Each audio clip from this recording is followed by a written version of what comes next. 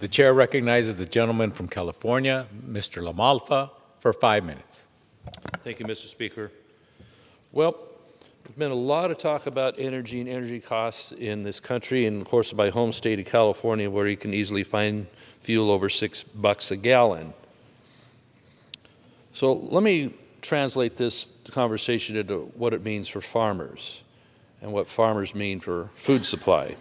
Now, we know the United States farmer provides the best, the cleanest, the most efficient process, more grown per acre, per unit, than anywhere else in the world.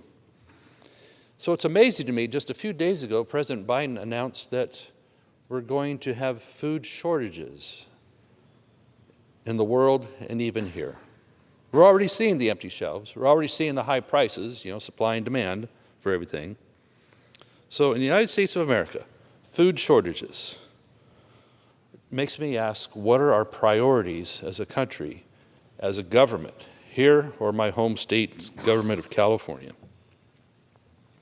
We're looking at energy costs. So everything requires energy when you have a product that goes from a field, from a mine, from a manufacturer to your home. So the fuel costs to operate a tractor, a combine, the trucks that bring you fertilizer, that bring you seed, the trucks that take away the grown product to the processor, to the mill, and finally bring it to your store shelf, or even if you have it delivered to your house. All those energy costs ripple through everything we have as citizens of this country. What's being done about energy costs? Well, I just saw a blurb a minute ago that the president wants to tap into our energy reserve. The stored oil we have someplace that always seems to be a political football around here to solve some problem when it's really supposed to be a reserve for very acute times of danger for our country, not to use it as an economic flattener or what have you. We have reserves in the ground in this country that we're not tapping, but our tone-deaf government here and our state of California won't do anything about that. Instead, let's export it from Venezuela. Let's export it from the Middle East. Maybe we've finally done something about Russia. We'll see if that takes effect. We're not doing anything to help our own people with the energy crisis, energy costs here. We're dancing around that collectively as a government in this administration.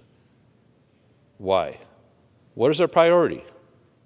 When John Kerry says, well, I hope this thing Putin's doing in Ukraine doesn't stop our ability to reach our climate change goals, how tone deaf are these people?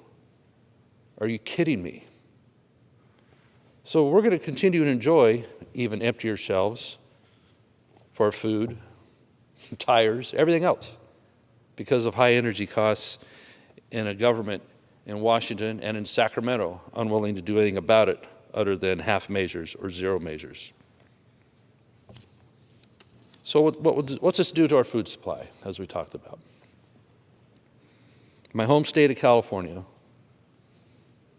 energy costs. Oh, one good piece on top of that. My colleagues at the state legislature proposed a sales tax holiday, fuel tax holiday, which would knock about 51 cents off of a gallon of fuel. It's not the be-all or fix-all, but it can do something temporarily to help while we get our energy going again, supposedly, right? It would help. They turned that down, and instead they proposed a tax increase on production of fuel in California. Unbelievable. It's like, damn, who do you guys working for? Amazing. So in my home state, as we try to produce food, tens of millions of acre feet of water and snow fall upon our state each year. We hear drought, record drought. Yeah, it's lower than normal, but we're not capturing the water we can.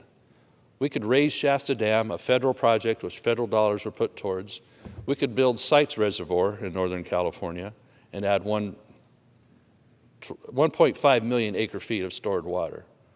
But no, they're letting the water get away out through the Delta for salinity and for fish populations that don't even exist. The Delta smelt is gone, okay? The Klamath Basin up in the north. Zero allocation for agriculture last year and this year.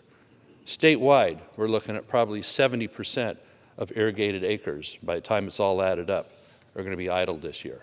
So what's that mean to the American people? Like, well, that's California problems. You guys don't know what you're doing out there anyway. Well, tomato production is going to be down quite a bit. So that means less tomato sauce for New York, less olives and olive oil for New York. And this is what we're doing.